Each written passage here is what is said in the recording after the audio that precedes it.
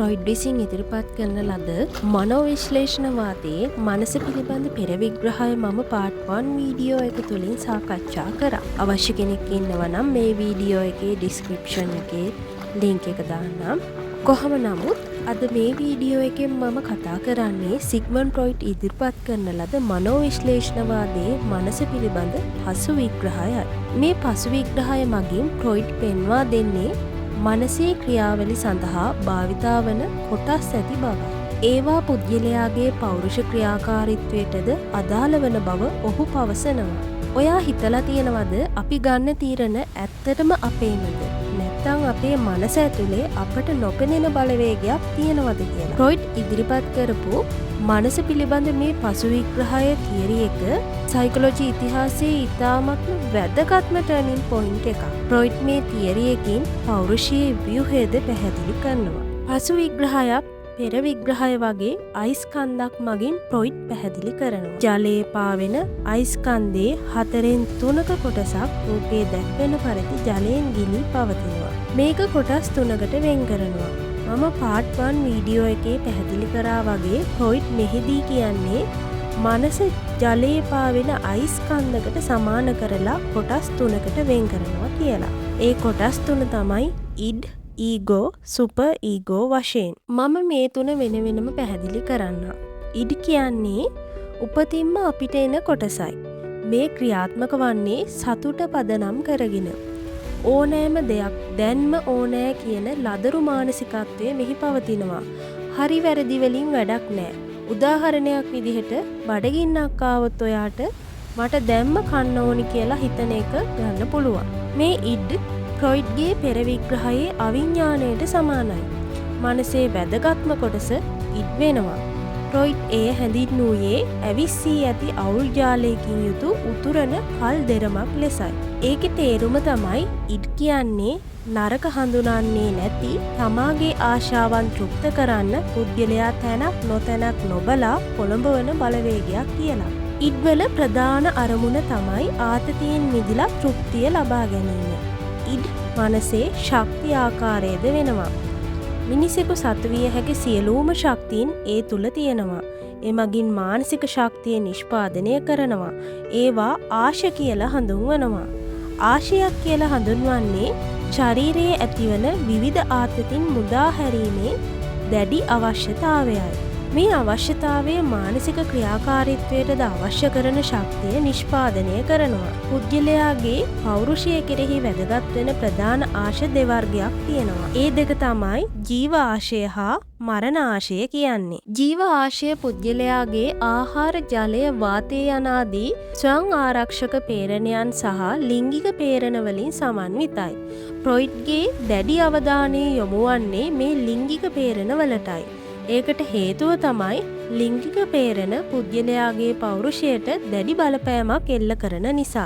ජීව ශක්තියක් ලෙස ප්‍රකාශ වීම ෆ්‍රොයිඩ් හැඳින්වුවේ ලිබ්ඩෝ කියන විශේෂණ පදයේ. මරණ ආශය සමන්විත වන්නේ තමා ගැන මෙන්ම අනෙක් අය ගැනත් ඇතිවන විනාශකාරී පේරණයන් ගෙනි. ප්‍රචණ්ඩත්වය, සියදි විනාසා ගැනීම, පරපීඩක කාමුකත්වය, කෝපය කියන පේරණයන්ගෙන් මරණ ආශය සමන්විත වෙනවා. මරණ ආශයද ජීවාශය වගේ සමාන වැදගත්කමකින් යුක්තයි. හැම පුද්ගලයෙකුටම මේවා අඩු වැඩි වශයෙන් ක්‍රියාත්මක වෙනවා. අපි දැන් ඊගෝ ගැන කතා කරමු. රූපයේ දැක්වෙන අයිස්කන්ධ මගින් පෙන්වන ඊගෝ හොඳින් බලන්න. ඊගෝ කියන්නේ ඔබ හඳුනන මම. යථාර්ථයේ තේරුම් ගන්න කොටස තමයි ඊගෝ.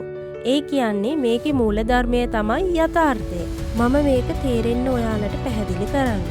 ඉඩ් මගින් යම් ආශාවක් තෘප්ත කරන්න ආතතියක් ඇති කරාම ඊගෝ විසින් ඒ ක්‍රියාත්මක කරන්න උචිත අවස්ථාවක් එනකන් රඳවාගෙන ඉන්නවා. උදාහරණයක් විදිහට බඩගිනි වුණත් දැන් ක්ලාස් ඉවර වෙනකන් ඉවසන්න වෙනවා කියලා හිතන එක ගන්න පුළුවන්.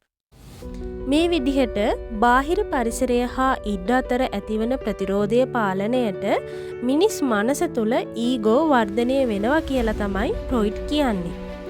ඊගෝ කියන්නේ බාහිර පරිසරයේ කොන්දේසි වලට එකඟව ඉඩ්වල අවශ්‍යතා තෘප්ත කර ගැනීමට අවශ්‍ය මඟ සැලසීමයි.